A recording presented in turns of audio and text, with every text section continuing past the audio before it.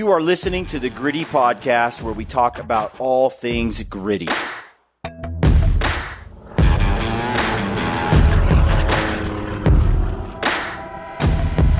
I can't have this buck, no man shall. Yeah. You were a good man for not. You're too nice. I'm too nice. I have eyes on that buck. Mm-hmm. I'm going. That guy's obviously just sitting, waiting. You set the new rules. I'll play by those rules. I feel like there's a respect. In life, let that be a lesson. Damn it. Like, I probably would have done the same thing. Like,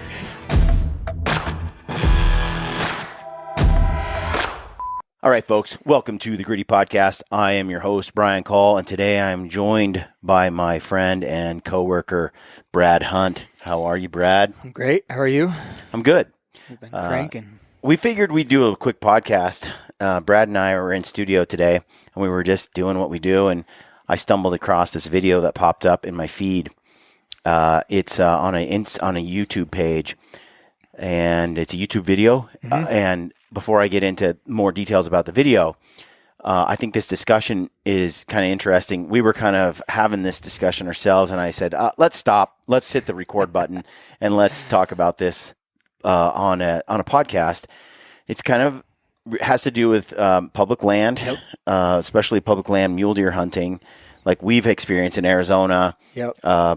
Over-the-counter type just stuff. High hunting pressure population areas. Especially those over-the-counter. Right. You know, you can hit it every year kind of hunts. And this one happened to be in Utah. No secret there on the Wasatch, it looks like. Something like that. And anyway, a couple of hunters are going after the same deer.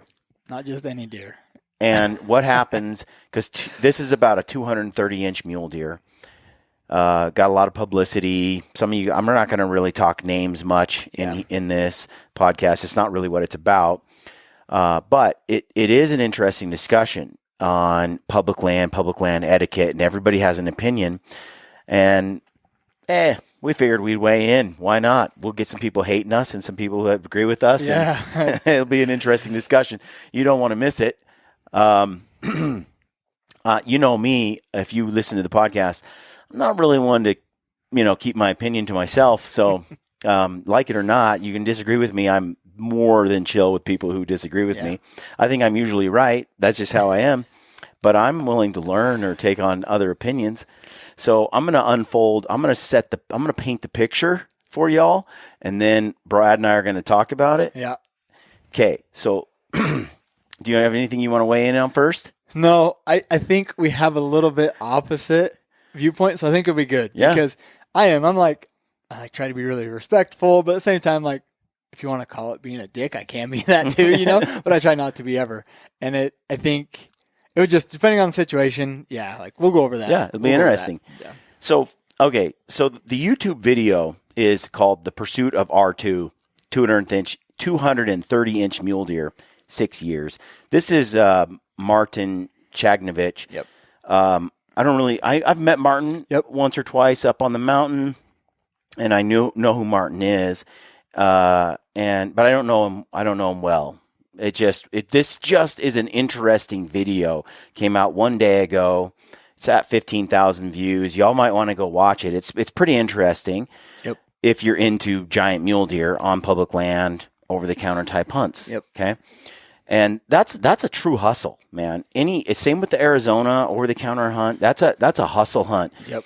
It is not easy. Very few people. It's like 3% success rate in Arizona or something like that. I think less on coos deer. Yeah, for sure. So when you're talking these types of hunts, they're tough. Kudos to anyone who can get it done on that hunt. That's the hardest there is, I think. But 230 inches of bone, dude, 150 inches of antler will make hunters turn into total a-holes. Yep. Especially with a bow. Yeah. I don't know. There's a lot of those bucks around, but at the same time, there's not. And, certain guys have a lot of opportunities at bucks like that. They pass on. A lot of other guys, they get one opportunity at a, say, 150-inch buck. And I've never chased a buck this big. Yeah. And it's on a public land, over-the-counter tag, I'm pretty sure. Yep. Okay. So what I'm going to say is the video is interesting. There's two sides to every story. Yep. This happens to be Martin's side of the story, and he just describes how it all went down from his viewpoint. there's another side of the story of another dude who talks about this same buck, and he has a different story. Yep. At the end of the day, I don't really care too much. I don't really know. I wasn't there. I think this video was pretty well done. But what it does is it paints a few pictures. It just lends us a scaffold to have this conversation over. Yep. So if you want to watch the video, we'll put a link in the description field below on this video on our YouTube channel. And you can watch it or just listen to the audio version and don't watch it. But here's how it went down. Okay. Basically, Martin finds this buck 6 years ago. Yep. Starts to notice it, and then he tracks it, watches it over a long period of time. Okay, 6 years. Picks up sheds off the buck, everything. They watch this buck for like a month or something, waiting for it to drop its antlers, and they actually find one of the sheds for sure. I don't know if they found the second one. It's all on video, so they're hardcore watching this deer. Okay, it's public land, so a lot of guys could find this buck, but they're onto it. He tries to hunt it multiple years, but doesn't get him. This goes on for 6 years. On the 6th year, am I missing something before this? Well, as happens when you share stuff on social media, which is why, if you notice, Gritty doesn't do that much on social media. Right. Since Brad is on board, we're doing more. But social media is not my jam. I like doing podcasts. I like having these kind of interesting conversations. Yep. I like these conversations. I like debate. I like arguing a little bit. I like getting to know other people's ideas. I like fleshing some of this stuff out. And I think it's useful. I think film is useful, especially if it can illustrate how a hunt is performed or inspire people to, there's nothing like a visual to give someone an idea of how to do something that they've never done before or that they want to step up their game with. So I find YouTube and video filmmaking and podcasting good, but social media I have a special dislike for. Yep. But I'll do it here and there. He posts Martin posts a picture of a buck. It leads to people finding out about where the buck is and how big this buck is, which then leads to people discovering this buck. That's his theory. That's kind of what he thought, how it happened. Who knows? Maybe they discovered this buck in a totally different way. Yep. But regardless, multiple guys end up going for the same deer. Now, this is common. Word gets out on a hunt like this in Utah and the Wasatch, and there's a huge buck that's evaded hunters over years, and pretty soon people just hone in on this buck trying to kill it. And now you have competition for the same deer. Yep. Now, this is where the discussion gets interesting, because there's a scenario where Martin describes seeing the buck up on the mountain, rutting a doe pretty hard. And he decides, okay, I'm going to move in on this buck. I'm going to motor through this valley. I'm going to climb the mountain. I'm going to set up on this buck. Which he's done tons of times already. Yes. He's done this a lot, going to the same spot all the time. So when he goes through the bottom, he has to go by a ground blind. And ground blind is out there with some bait there, some hay and stuff. And there's a ground blind there, and a dude is set up in this blind. He goes past the blind. It seems like he goes past it fairly close, because that's the trail to get through. Goes past it, and the person in the blind's like, hey, come back here. And this is the first time he's ever seen anybody actually in the blind. The blind he knows is there, but he motors past it and goes up the mountain. And the guy waves him back, and he's like, dude, I'm going up here. And so he goes after the buck that's 200 yards up the hill from the blind. Okay. Now, that's interesting. Keep that in your mind. Martin goes up the hill, and he gets into position on this buck, and eventually he's 50 yards from the deer. Right. Now, he has a spotter up on the mountain who can kind of wave him or direct him into the buck. I don't know if in Utah, I don't know if it's legal to use a phone, a radio, or just point or flag. I don't know what the rules are. Anyway, but he has a spotter helping him go where he needs to go. So he's moving in on the deer, and he's 50 yards. And the dude from the ground blind, there's some details, like the dude goes around the top, but he comes back down, goes back to the blind, then comes out of the blind. Anyway, Martin is there, and he's about to kill this buck. Probably would have killed the buck. Right. He's in a great position. Sounds like he's got the position, he's got the wind, he's got the time. He just needs that buck. He could shoot the doe. It's a 50-yard shot. He needs the buck to give He has the buck, basically shoulder forward, Mm-hmm. just not a good ethical shot. Yep. He's just waiting for that buck to take a couple steps. But the dude from the blind has moved up into position. He's now 50 yards himself from the buck. Not the best angle. And he has a spotter as well. Yep. And that spotter should know, maybe not, but should know that Martin has been on this buck for hours and is moving in on it. This is according to Martin. Okay. One side of a story. So the question is, did that guy know Martin was there and move in on him from the ground blind? Did he feel entitled to the buck because he's in a blind and he's been waiting for that buck to come by and Martin just went by his blind? Should Martin have even gone by his blind at all? Did that guy have the right to be there over Martin? When the guy decides to come out of the blind, probably because his spotter knew that Martin was about to kill the buck, and that guy moves in up to the buck, and he gets 50 yards below the buck, draws his bow, wants to shoot it, the deer spook, and they run off. Probably, I don't know what the wind was exactly doing, but it caused the buck to blow out. Yep. Okay. Now, I can put two and two together. You know, Martin blew past the blind, so be it. In my opinion, Brad, let's start there. Yep. Should Martin not go past the blind? Should he go way around the blind? What's the etiquette on public land? Keep in mind, he mentioned he's seen the blind there a lot. He's never seen anyone in it. Right. Where do you stand? My thoughts are like, if I can, even though the blind's there, I'm going to try and not walk in front of the blind. I'm going to try and walk behind it. Maybe they won't see me. I mean, it's public land. That's the thing. I think he did walk behind it. That's what he said. Okay. I can't remember. Me either. And I don't know. It's public land. Like, I think you have two scenarios. One guy wants to ambush the buck. One guy wants to spot and stalk. Mm-hmm. I would lead towards the spot and stalk guy because that's what I do. That's what I like to do. I don't like to sit in a blind or in a tree stand. I've hardly ever done it. Yeah. So I'm on his side only on this portion of it because I'm going to go after that buck. You know, that I can see, I have eyes on that buck. Mm-hmm. I'm going. That guy's obviously just sitting, waiting for that deer to come down to him. Mm-hmm. That deer might not come down for a week to that location. But I see the buck right now. I know the buck's there. I know what the wind's doing. I'm going. Like, I'm spotting and stalking. I don't know. It's my thing. We agree. You put a blind up on public land on a trail, or you put it up in a meadow or a field. I'm going to try to respect it somewhat to an extent. Well, but this is public land. Well, here's the other thing too. I need to get through there. I'm after that deer. I don't know what to say. You know, you put the blind up. You have to hunt under those conditions that you put the blind up. I'm free to. I'm a free agent. I don't know. Certain states are different, but even on public land, somebody sets a blind up. Doesn't necessarily mean because you set the blind up that you can hunt out of it. Somebody can come in and sit in your blind and hunt out of your blind. Like, it's totally legal. It's public land. So, I mean, I don't know. That would be a hard situation to deal with if you set up a blind. You're saying you're just going to park in someone else's blind, Brad? Yeah, and it's possible, though. Like, I don't know.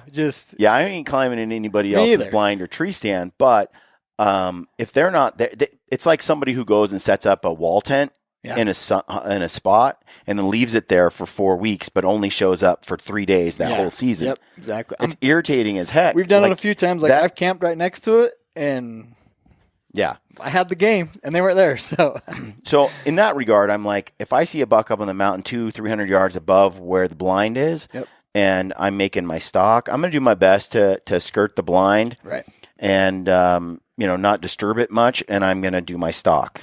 I don't even know if there's a guy there or not. Yep. And that's really not my thing. So then the question is if you're in the blind and you're waiting for that buck to come and a guy goes by your blind because he's after the buck that you've been waiting all day to come down. Okay. You know, he's now moving in. Your blind setup is no good anymore, really, because you're ambush hunting, but you can't be patient anymore. A dude just cut you off and went up after the buck. Right. Are you supposed to now go, well, he beat me to the buck? So where I think the situation could maybe been changed a little bit, who knows, like it's already done in the past, but where the guy is already in the blind, he tries to flag the other guy down. He continues on.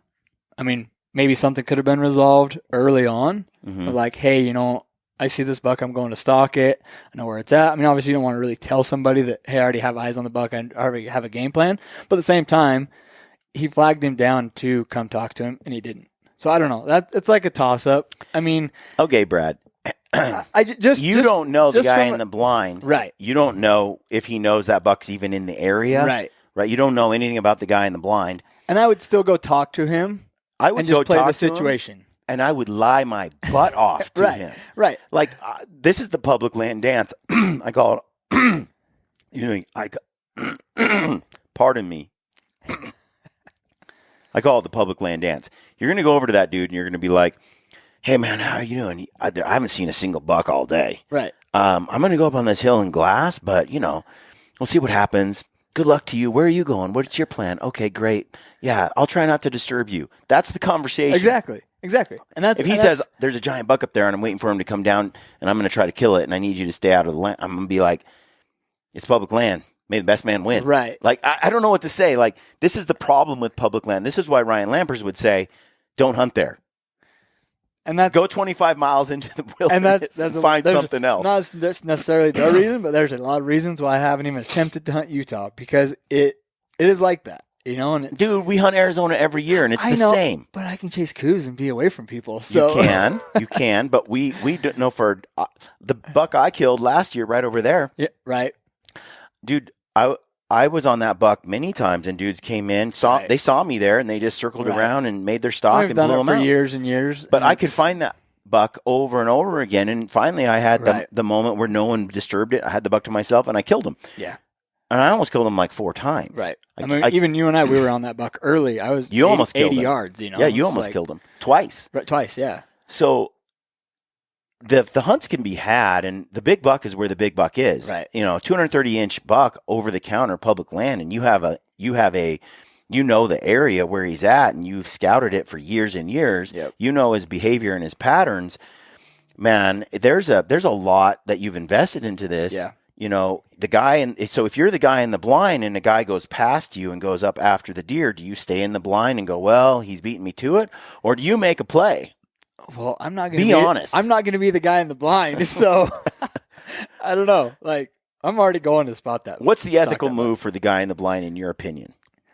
So, it's so tough, but like, I obviously would like to try and talk to the person first off, and then once I talk to them, like I said, lie your butt off, figure out the situation, and then from there, play it forward. Yeah, I think that's what you have to do. I mean, again, it's hard for me because I'm not going to be the guy in the blind. I don't hunt that way. Yeah. I've never hunted that way. You're the guy in the blind, and the guy just left and didn't talk to you. What are you going to do?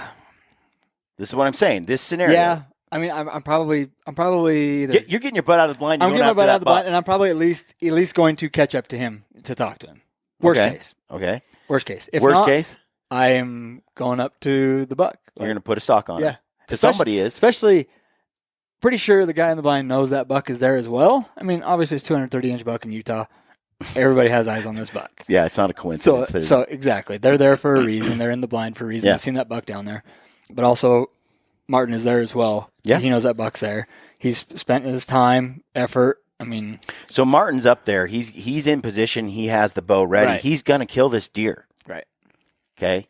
And that guy that moves out of the blind and goes for him, right. I'm pretty almost, based on Martin's story, he has a spotter. That guy knows Martin is about to kill 100%, the deer. 100%. Don't you think? Absolutely. I mean, I think he knows. Absolutely. And so he moves in anyway. Yep. If you know that Martin is in bow range and probably going to kill the buck that you've been chasing, and he walked right past your blind, are you going to bow out and let him do it, or are you going to move in and be like, may the best man win? So we've talked about this a little bit. And if I can physically see, like especially with my spotter up there, he knows where Martin is. He knows where the deer is. He knows how close he is from that buck. I'm kind of like the nice guy's not going to get the girl. That's probably me. Because you know what? Like if I know he's in bow range, yeah, even though it sucks, congratulations to that guy. Right. I don't want to be in the same position where somebody screws it up for me either. And I don't want to be the guy that's screwing it up for them as well. In some ways, you decided to sit, to me, okay, if you're the guy in the blind, you decided to sit the blind, not go after it. Yep. The other guy cut you off, but you were the one that decided to stay in the blind. Right. That guy cut you off, got in front of you. 30 people, and walked now past he's that in blind. position within 50 yards, and he's going to have a shot.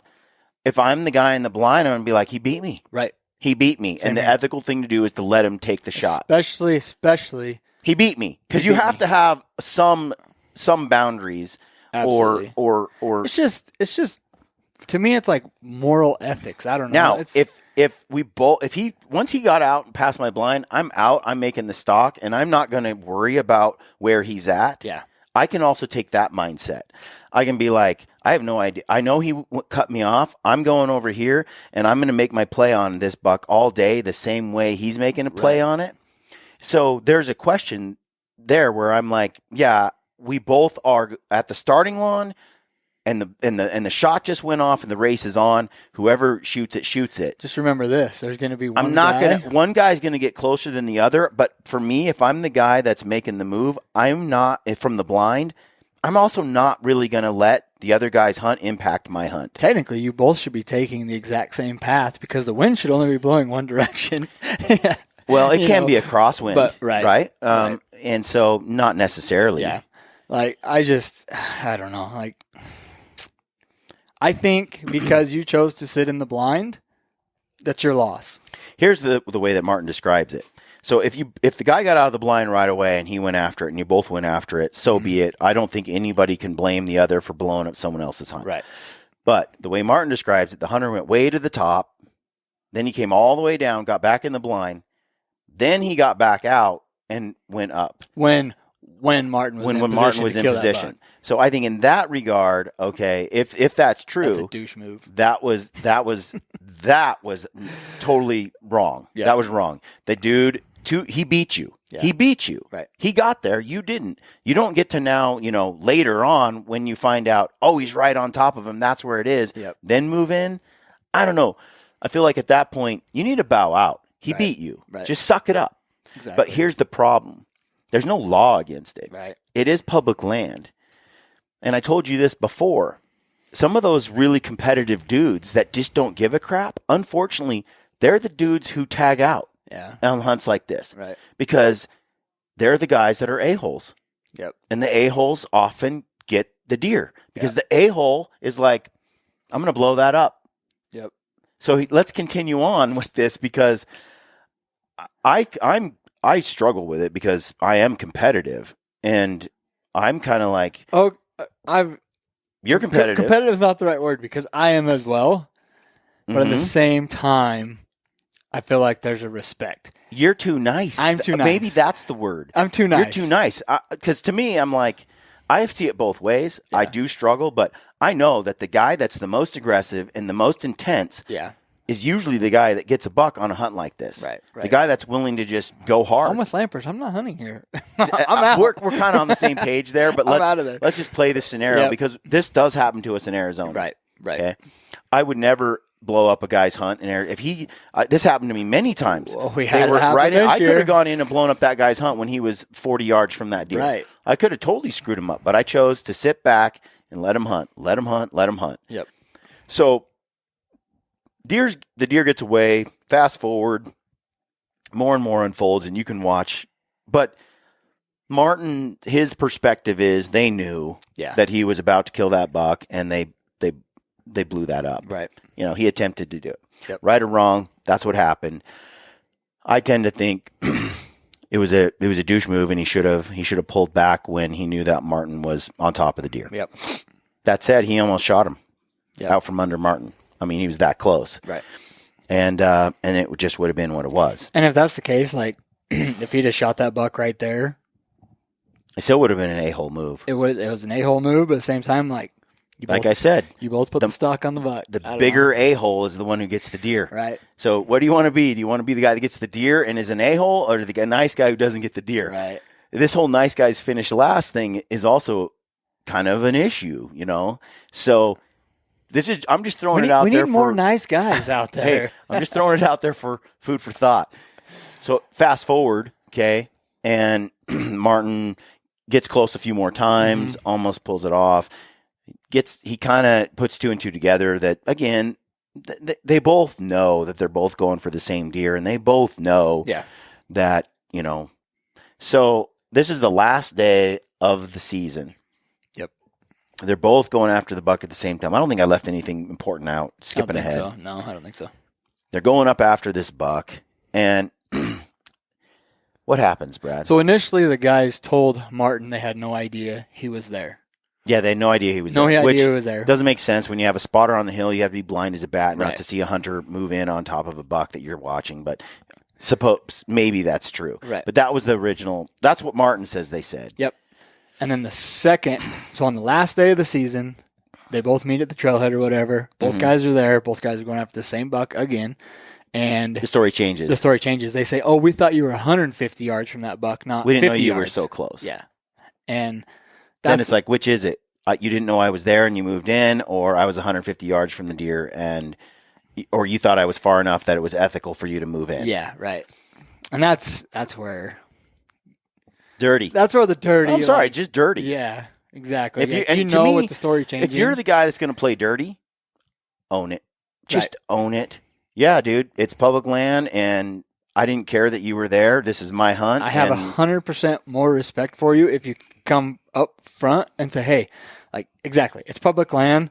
We're both going after this buck. This is a giant buck. Yeah, whoever gets it, great." So it is the last day. They both move in. Martin is ahead. Yep. Martin goes up the trail, gets real close. He has the deer kind of not. It looks like it's going to pan out pretty good for a pretty good stock. He's been in bow range. Doing this trail. He's been in doe range buck range a couple of times. He just could have shot the smaller buck or the doe, but just not the big buck, something like that. So he's on his trail they always use. The other guys from the trailhead are coming up behind him, but then they somehow go skirt him, and the deer spook and run down canyon. Yep. To run to the bottom. Okay. Now, did they just get a wild hare and run down to that's Martin's language? Did they just get a wild hare and kind of run down into the bottom of the canyon, or did they actually see the other guys, smell them, or did the other guys make that happen when Martin was in position, was going to make it happen? It definitely wasn't Martin who bumped them all, based on his wind and where he was seated, and he'd been there before. Yep. But regardless, they spook and they go downhill basically, or they seem to spook. Regardless, they move downhill. Martin does his best to get on top of him, and he's maybe, I don't know, 150? Yeah, 150 yards or something from the deer above him.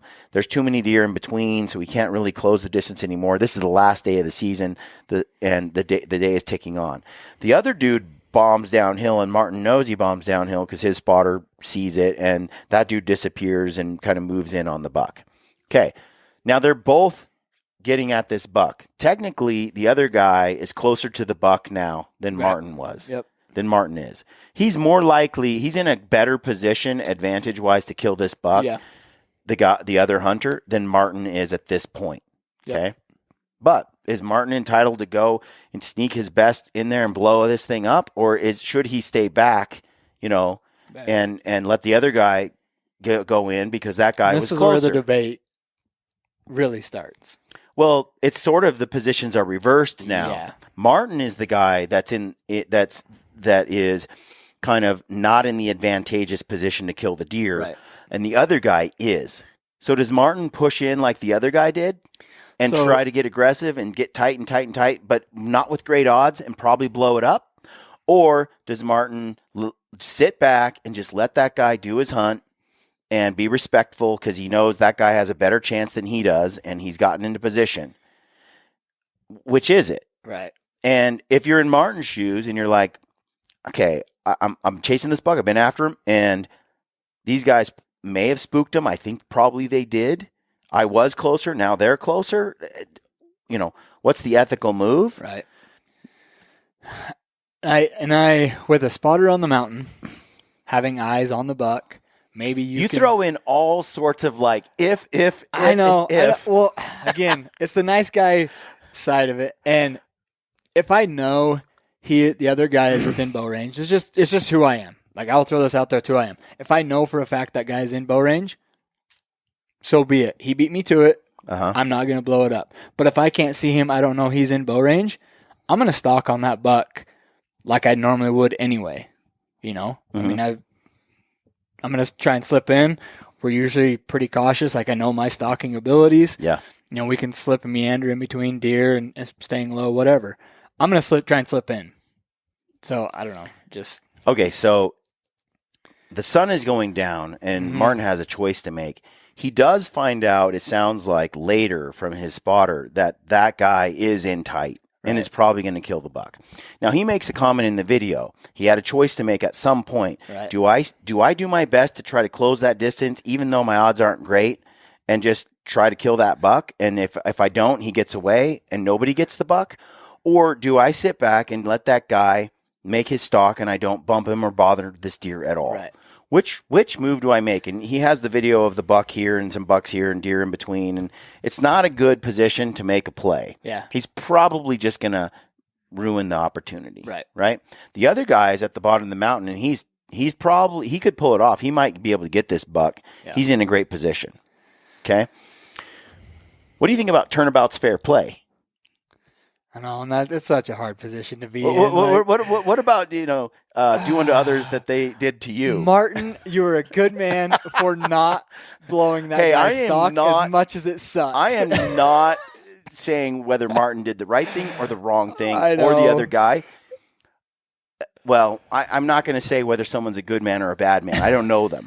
But the action was gracious. Yeah.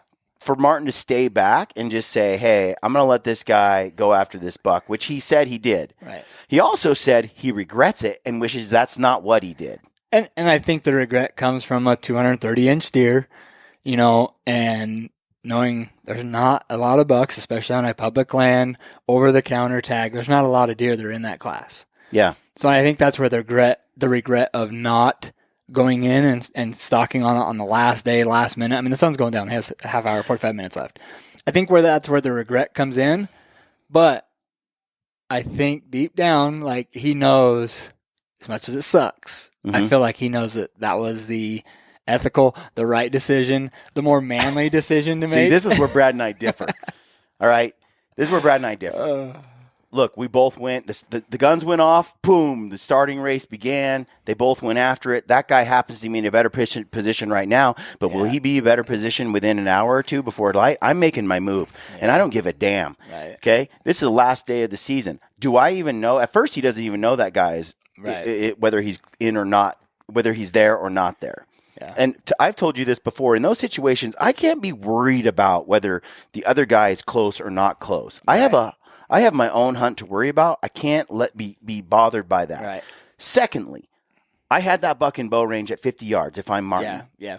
And that guy came in and horned in on my hunt and blew it up. Turnabout's fair play. You do that to me, I can do it to you. And there's no look, if that dude had pulled back and been like, Martin, have at it, Martin probably would have killed the buck. For sure. Okay? He didn't. He moved in. He pushed in and he blew it up. And the scenario went away. Yeah. Right?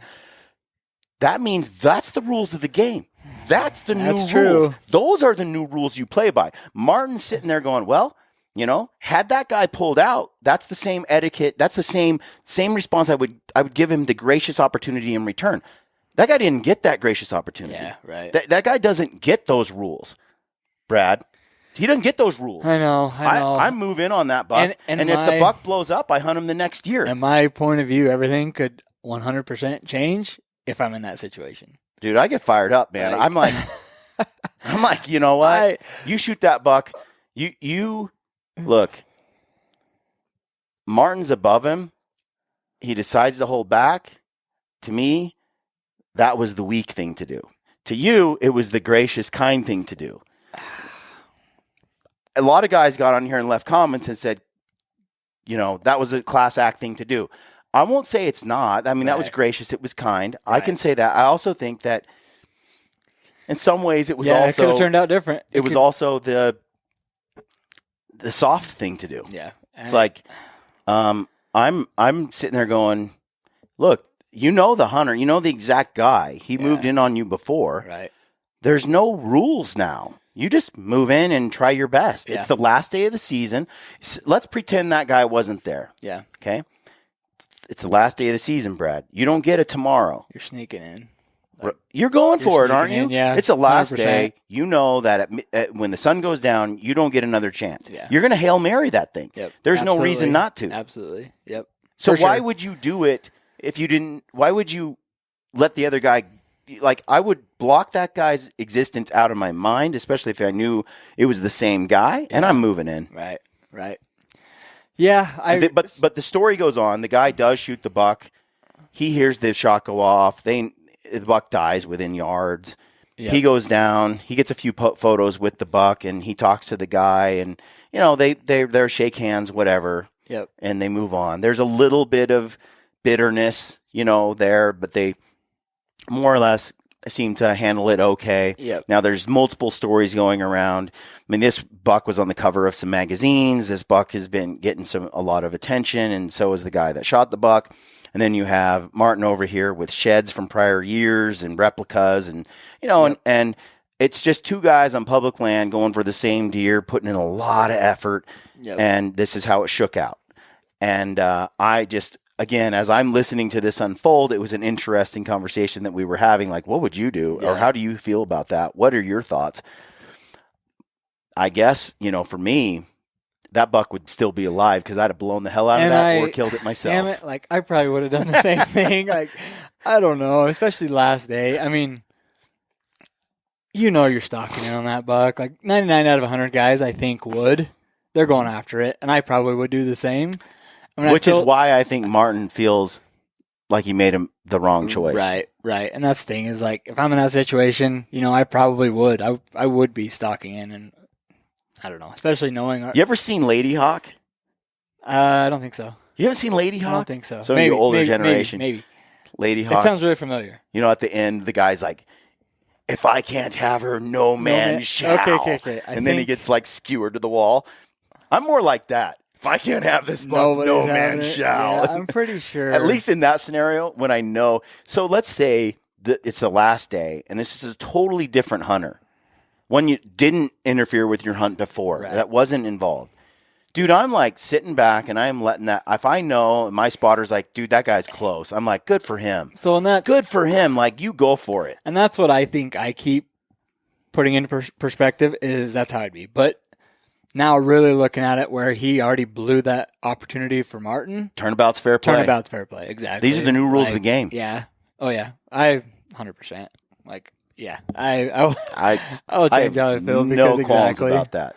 Yeah, especially knowing it's the same guy that blew it up. What's interesting about this is if I shot the buck and I'm going to be talking about killing this buck, and I write stories about it and I get on podcasts about it and stuff.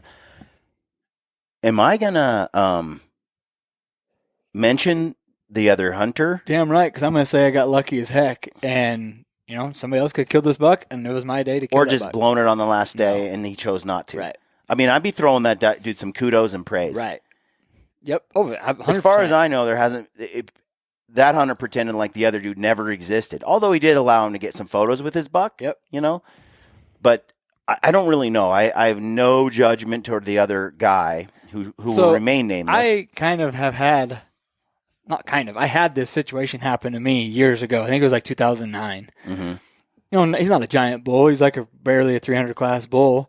But I stalked in on this bull like 3 different times. Was in like 50, 60 yards, but never could get a shot at this bull. Yeah. The last time I backed out. So it was either the 3rd or 4th stalk. I set my cousin down. He was up on the hill. He's like probably 14 years old. Yeah. And I set him on the hill. He might not even be that old. And I was like, stay here. And I did all these stalks. So it took me a couple hours. He's sitting by himself. As a little kid, you get all these thoughts going through your head. Mm-hmm. I'm sure he was scared as crap. Well, I finally sneak on this bull. I cut him off and smoked the bull. Yeah. At like 50, 55, 60 yards. And I watched the bull go off. And it, the arrow blew through both sides. He is bleeding like crazy. I mean, it's like he took a water bottle and opened it and started walking. So I knew the bull was going to die. Right. He goes down into the draw, goes to the willows, and I'm just giving him time. I call my dad. I'm like, hey, I know this bull's going to be dead. Like, come up, bring the horses. We'll pack him out, everything.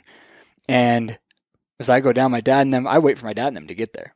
Well, this is way, way down. I see down at the bottom of this road, I see a pickup pulls in. They're there for 5 or 10 minutes. They pull out. I didn't think anything of it. I'm on top of the mountain. Well, they actually watched me shoot that bull. And then as I'm waiting for my dad, they slip in and get right behind that bull. And so as we're tracking the blood, expecting to find this bull dead in the willows, we get down to the first patch and there's a giant puddle of blood. And the bull's not there. It's like, why did this bull get up and leave? Mm-hmm. We followed a little more, find another giant puddle of blood. And as we go to between the second and third pile of blood, there's foot tracks. Yeah. Come right in and see them. Well, what they had done is they watched me shoot that bull. They ran down to it, pushed that bull, never put another arrow in that bull. And later on, I called the butcher and said, hey, this is what the bull looks like. He's kind of goofy, almost looks like a red stag. And my sister says, hey, I saw a bull going through town in the back of a pickup hole. Mm-hmm. You know, kind of was like, maybe. When they got to the butcher, I finally got word that was the bull I shot. Mm-hmm. You know, and I ended up, that was a bull that I wanted to keep the cape because he's a super old bull. Yeah. Giant nose. I wanted to keep the cape, put my dad's 340 bull on it like I wanted to, or 330, whatever his bull is. Just a good bull. I wanted to mount it for him. Yeah. And never got to keep the cape. Eventually I got the antlers back, but it's frustrating, you know, like they knew damn right that I killed that bull. I don't understand that because that's like stolen valor. Yeah. Right. Right. I couldn't do that. I couldn't take an animal that someone else shot and claim it. I couldn't steal a head out of someone's truck and be like, hey guys, look what I got. Like, it doesn't compute for me. Right. I'm too competitive. It's like I need to feel like I earned it and it's mine. I couldn't do it. I just don't. We tried to call. We knew who the person was. We found out. Yeah. Tried to call them. No answer. About a week later, they call my dad and say, hey, what's this? We stole Brad's bull. My dad's like, damn, you know damn right that you stole that bull. And that's when I got the antlers back and stuff. And that's a sour situation. And it sucks. Yeah. It's the public land grind. Like, look, it sucks. This is one thing that makes public land, and this happens to dudes on whitetail on private property. Yeah, right. They're like, this property owner is here, this one here, and this, and all three of us are trying to kill the same giant buck. It can be on public as well, or private, but mostly this is a public land issue. Yep. Especially on hunts that are not draw hunts or that are easy draw or no points type hunts. You're gonna have other hunters come in and mess your hunts up. Absolutely. And I would love for hunters to be more respectful of other hunters. Right. But then, like I said, the competitive guy, the guy like no prisoners, I'm gonna win this thing. Yeah. Whether I have to step on toes or not, I'm not doing anything illegal. I'm just doing stuff that's rude. Yeah. It's like I run into those people every day in Arizona. Yeah. Every day. Oh, we had it happen this year. This year we had Hunter and I were going on a stalk great on a buck. I put it to bed. I had a perfect situation. I had a trail for you and Hunter to go down to shoot this, younger buck that I thought Hunter would be super stoked on. He's never shot a mule deer. Like he was stoked to get on a buck. We go in, we set up, we glass him one more time, make sure he's where he's supposed to be. I get you guys set up, you guys move in, and this dude, we hadn't taken 10 steps. This dude who was watching us do this the whole time, who knew this herd of deer were there, and there was a big buck with them throughout the week. Yep. That dude was worried that we basically were going to kill the buck. So he and his girlfriend drive over from their camp, and while you guys are making your sneak, he just gets out and just walks straight at the deer and scares him away. Goes back to his truck, gets in his truck, and drives back to camp. Has a decoy on the front and expecting to... walks right at him, and they blow up. He knew they were going to blow up. Absolutely. He wasn't trying. He's like, if I get a shot, great. But I just need to blow him up so this guy doesn't kill that buck today because I need to try to hunt him tomorrow. Such a douchey move. Oh, dude, there's no class in it, you know? None. But in this case, both people feel, I'm sure, a degree of ownership of or entitlement to this deer to an extent because game cameras, glassing, weeks spent chasing it, tracking, sheds off the buck. Like there's a lot of history between the two. Yeah, and so to just judge the one guy or the other and say, hey, you shouldn't have done that. Right. I empathize with both in the fact that they both had skin in the game and sacrifice. Now, who had more? Yeah. there's two sides to every story.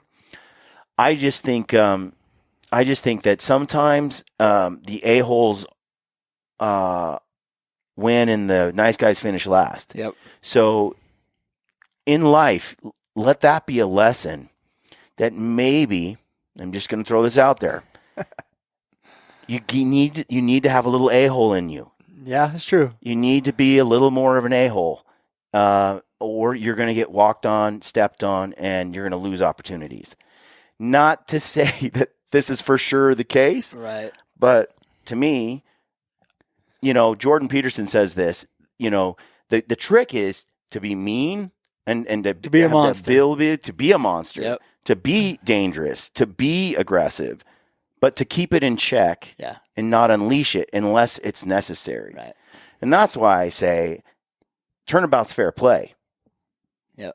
If 100%. this is how this scenario played out before you set the new rules, I'll play by those rules now. And I'm sure, like, if it had happened to me where I have that buck in the perfect situation, like, there's no doubt, I'm pretty sure that Martin would have killed that buck that first time. Because you wouldn't have blown it up if you're in the blind. Well, coming from Martin's position. Yeah. Like, there's no doubt. I mean, I'm on that buck at 50 yards. I see the doe. He's going to walk where that doe is. Like, I can see the buck's head. That buck is dead.